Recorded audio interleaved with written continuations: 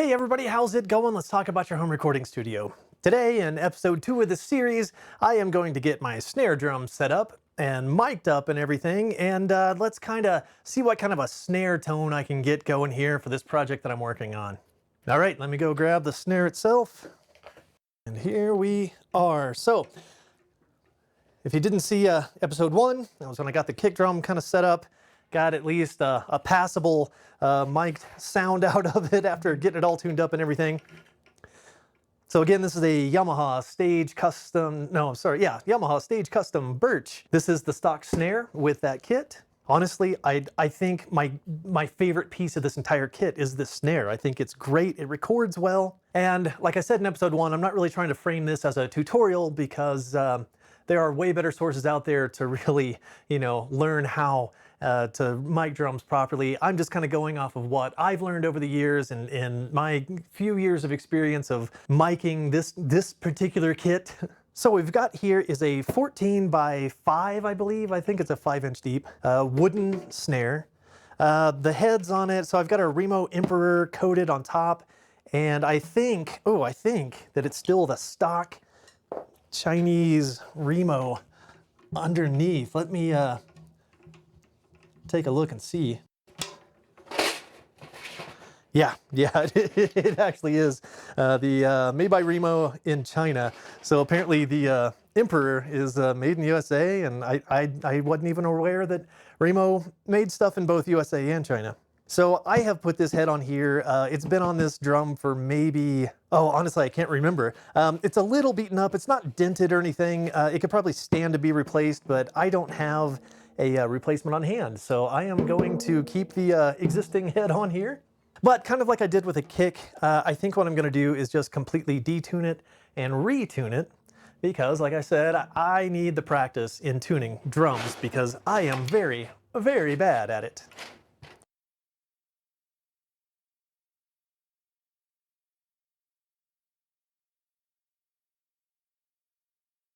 So now that they're all pretty even at finger tight, I'm just going to go around, give them all maybe a full turn. Okay, let me see where that's at.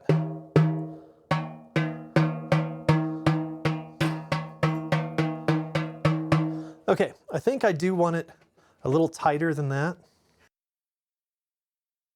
Okay, let's see where that's at.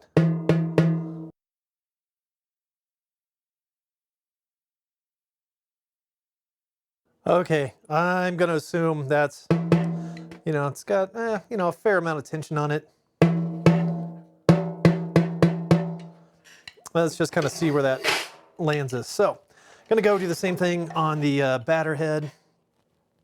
I'm going to go, I'm not really shooting for like a super high tuning or a super low tuning. I'm just going to go to whatever sounds good to me here. So, let me get started.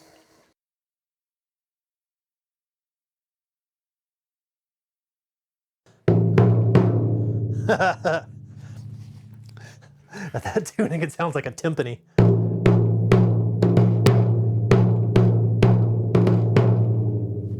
I actually kind of like that. Let's get this thing tuned up. So I guess I'm gonna go with a full turn to start with everything. So let's start there.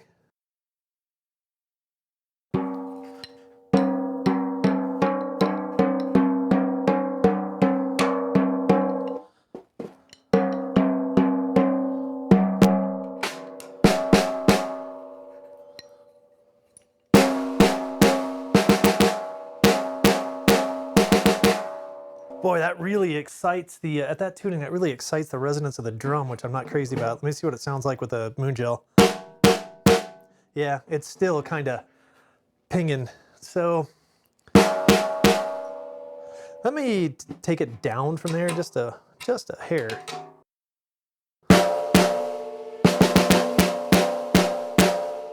Wow.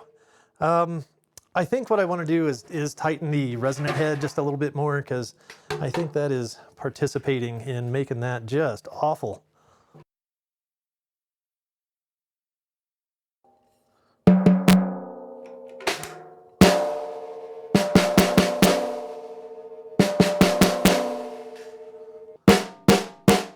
Hey, all right. All right, now let me adjust the snares over here. Let me loosen them. So like that's definitely too loose.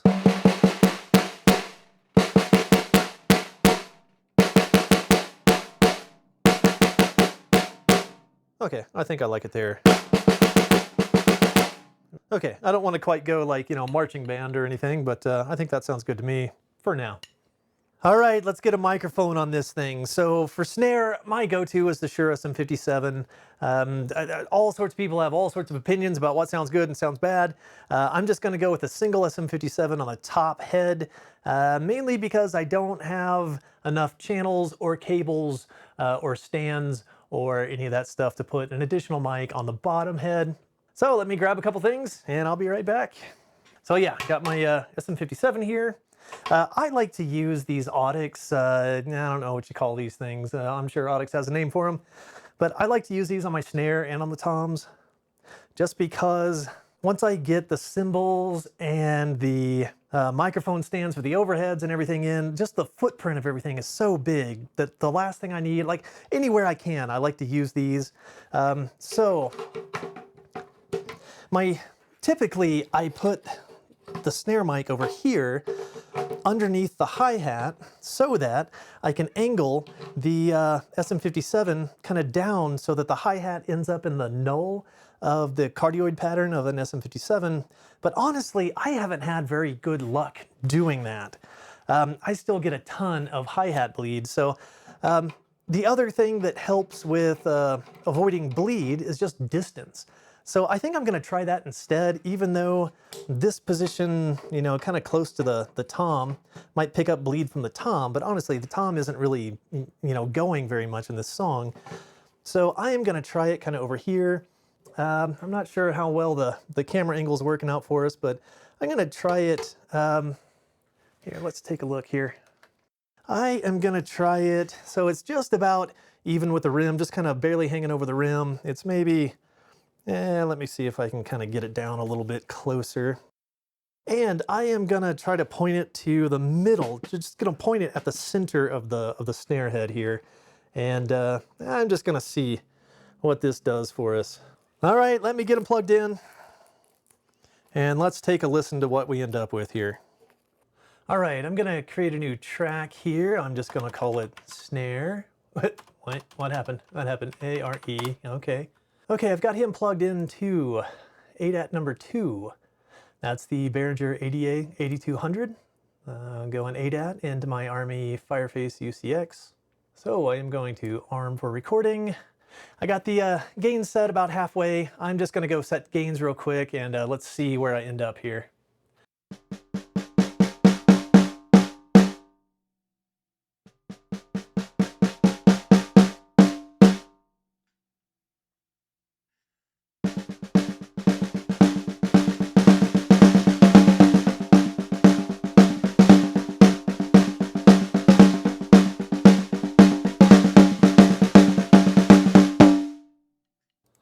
Okay, let's have a listen to how that turned out. Ooh, it's pretty ringy, isn't it? Wow, okay, I didn't expect that.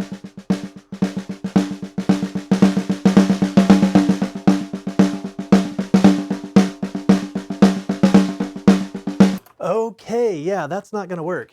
So I like where the top head is tuned, so that leaves me with the bottom head. So maybe I just crank up the tension on the bottom head a little bit. Let's see how that works.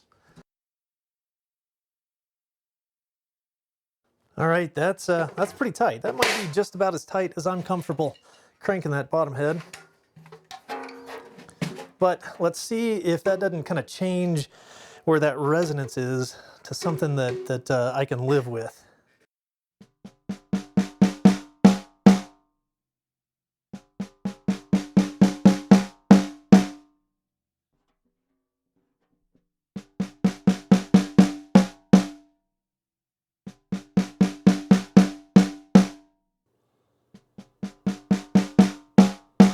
Oh, it's still doing it.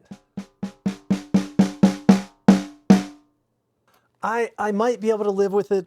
Let me try one more adjustment on the bottom head, and I'm just gonna have to live with it after that.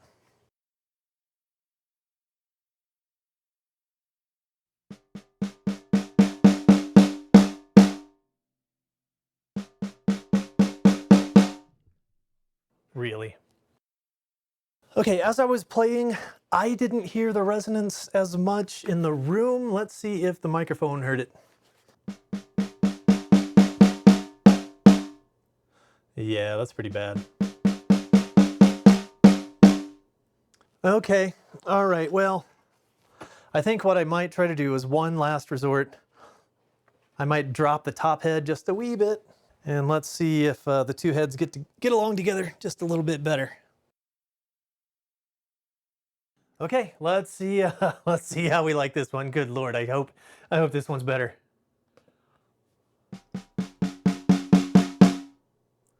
A little ringy.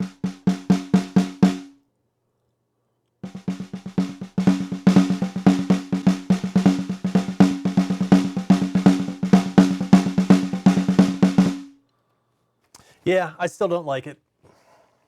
All right, well, I'm honestly kind of cashed for tonight. I'm a little frustrated. Like I said, I suck at tuning drums. There's just so many complexities to it. I'm tired and a little grumpy. So I'm gonna come back in the morning and give this a try with fresh ears and a bit of a fresh attitude and see if I can't get this darn snare dialed in to where I want it, okay? I'll be back in the morning. Okay, here it is. It's the next morning. Yeah, still in my PJs here.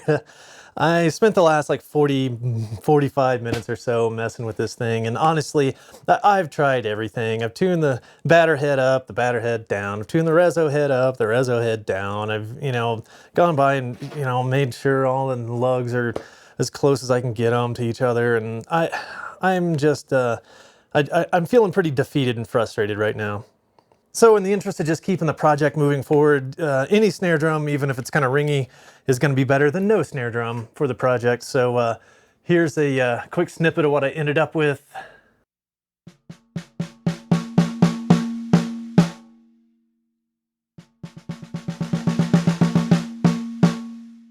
Yeah, and that's still massively ringy, and not being a good drummer, I don't have the highest predictability of striking the drum head where I intend to, and I notice when I strike it in the middle, I can get almost no ring if I hit it just right, but if I get even a little bit off center, it really rings loud.